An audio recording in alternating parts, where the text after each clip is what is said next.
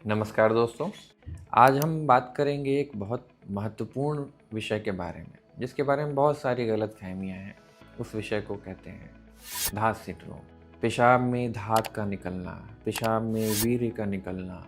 वीर्य निकलने के कारण सर मैं बहुत कमज़ोर हो गया हूँ, मुझे टेंशन हो रही है, मुझे नींद नहीं आ रही है, मेरी धड़कनें तेज़ हैं, मुझे शरीर में बहुत सारी कमज़ोरी हो रही है। इस तरीके के मरीज़ मेरे पास आते हैं और ये इतना बड़ा टैबू है और सबसे इम्पोर्टेंट चीज़ ये भारतीय उपमहाद्वीप में ही बस पाया जाने वाला टैबू। तो आज हम इसी के बारे में बात करेंगे। चलिए बात करते हैं।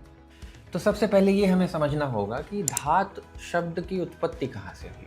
तो धात जो है एक संस्कृत का शब्द है, धातु से आया है। धातु यानी कि मेटल, एलिक्सिर। और पुराने समय में एक मान्यता थी कि हमारे जो शरीर में 40 पार्ट खाने से एक बूंद ब्लड बनता है। 40 बूंद ब्लड से एक बूंद मैरो का बनता है और 40 बूंद मैरो से एक बूंद वीर्य का बनता है, सीमेन का बनता है। इसलिए सीमेन बहुत इंपॉर्टेंट है, इसे हमें प्रोटेक्ट करके रखना चाहिए। और अगर ये निकलेगा तो शारीरिक कमजोरी वगैरह वगैरह बहुत सारी ये भ्रांतियाँ बहुत पुराने समय से हैं, सुश्रुत संविदा से हैं। और ये भ्रांतियाँ पूरे विश्व में थी। लेकिन जब बात करें पाश्चात्य संस्कृति की, तो जैसे जैसे उनकी संस्कृति बढ़ती गई, वहाँ पे भी अरिस्टोटल थे, उन्होंने भी इसी तरीके की बातें कही थी शुरू में। लेकिन जैसे जैसे मॉडर्नाइजेशन होता गया, जैसे जैसे वहाँ की चीज़ें एडवांस होती गई, जैसे जैसे धारणाएं बदलती गई, वैसे वैसे ही वहाँ पे ये सिंड्रोम अचानक से गायब हो। लेकिन आज भी हमारे भारत देश में सेक्स की बातें करना, वीर्य की बातें करना एक टैबू है। लोग बहुत खुल के बात नहीं करते हैं। और ऐसे में अगर किसी व्यक्ति को मानसिक कोई परेशानी है तो उसके बगल में एक दूसरा व्यक्ति आके उसको बोलेगा कि भाई तू तो बहुत पतला दिख रहा है, बहुत कमज़ोर दिख रहा है और वीर्य निकलने के कारण तुझे कमज़ोरी आ रही है।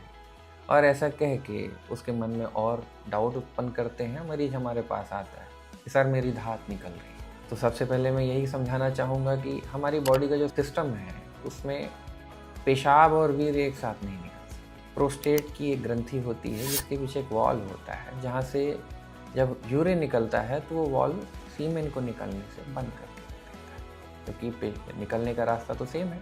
तो कभी भी यूरिन और वीर्य एक साथ नहीं निकलते। लेकिन पेशेंट कंप्लेन करता है।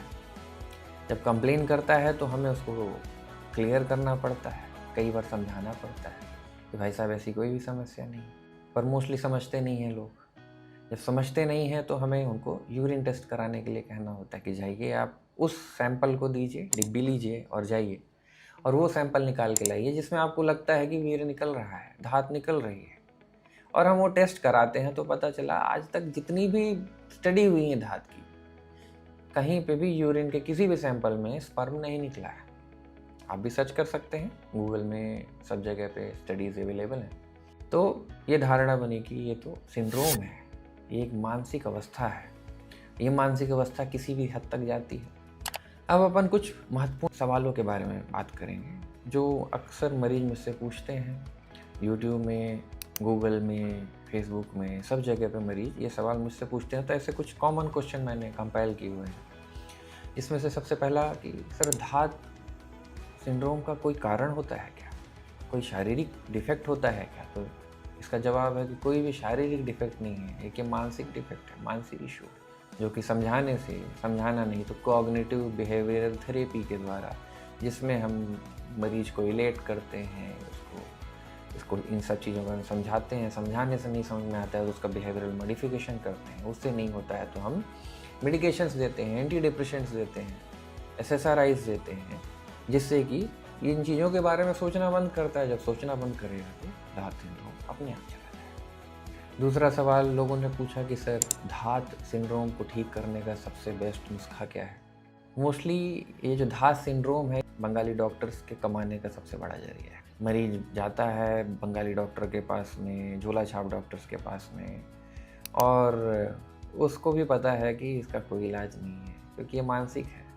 लेकिन वो प्रोटीन पाउडर, कभी दूध में बादाम डालना, कभी दूध में काजू डालना, कभी कोई पुड़िया, कभी कुछ इस तरीके से आपको इंगेज रखता है।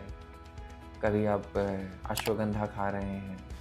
कई ऐसे लोग हैं जो नॉर्मल रिक्वायरमेंट से 4-4 गुना ज़्यादा अश्वगंधा खा रहे हैं, शिलाजीत खा रहे हैं, जबकि एक्चुअल में इसका जो इलाज है वो मनोवैज्ञानिक मानसिक इलाज है। और जैसा कि मैंने कहा कि कॉग्निटिव बिहेवियरल थेरेपी के द्वारा ही इसका ट्रीटमेंट संभव होता है।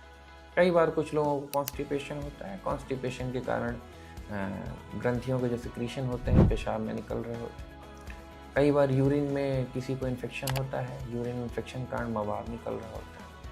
तो लोग कंफ्यूज करते हैं कि सर ये मवाद नहीं है सीमेन, जब टेस्ट कराते हैं तो पस निकलता है। तो इसलिए समअप अगर हम कहें तो दाह सिंड्रोम अगर किसी व्यक्ति को है तो उसका जो इलाज है वो कॉग्निटिव बिहेवियरल थेरेपी है।